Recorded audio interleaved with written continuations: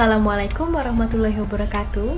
Baik, untuk pertemuan kali ini kita akan membahas materi pembelajaran mengenai pendidikan Pancasila dan Kewarganegaraan kelas 7. Saya dengan Nazifah SE, guru pada MTS Negeri 2 Tanjung Jabung Barat, akan menyampaikan materi pembelajaran mengenai perumusan Pancasila sebagai dasar negara.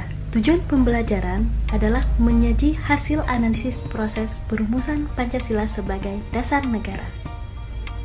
Bagian yang pertama yaitu pembentukan Badan Penyelidik Usaha-Usaha Persiapan Kemerdekaan Indonesia, yang selanjutnya akan disebut dengan BPUPKI. BPUPKI dilantik oleh Jepang, yang mana pembentukannya adalah pada tanggal 1 Maret 1945. Tujuan pembentukan BPUPKI sendiri adalah untuk menyelidiki usaha-usaha persiapan kemerdekaan Indonesia. Beranggotakan 62 orang yang terdiri dari tokoh-tokoh bangsa Indonesia, dan 7 orang lainnya beranggotakan perwakilan dari Jepang. BPUPKI mengadakan sidang sebanyak 2 kali sidang resmi dan 1 kali sidang tidak resmi. Sidang resmi pertama dilaksanakan pada tanggal 29 Mei sampai dengan 1 Juni 1945, membahas mengenai dasar negara.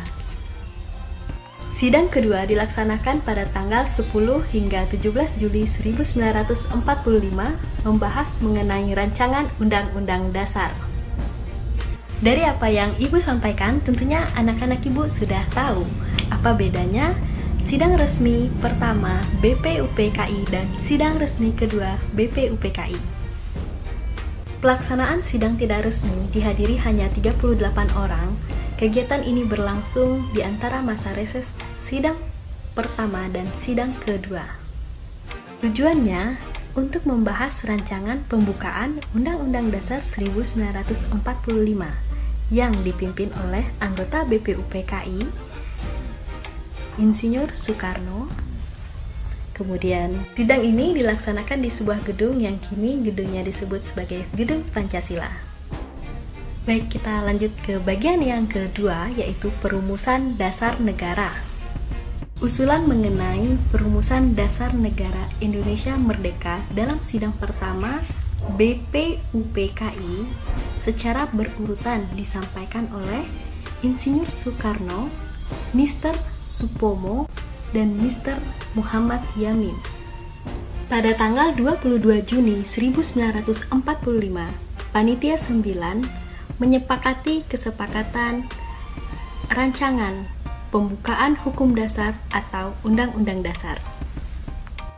Oleh Insinyur Soekarno, pembukaan hukum dasar ini disebut dengan Mukadimah, dan oleh Mr. Muhammad Yamin, pembukaan hukum dasar ini disebut dengan Piagam Jakarta. Naskah Mukadimah atau Piagam Jakarta ini banyak memiliki persamaan dengan pembukaan Undang-Undang Dasar Negara Republik Indonesia tahun 1945.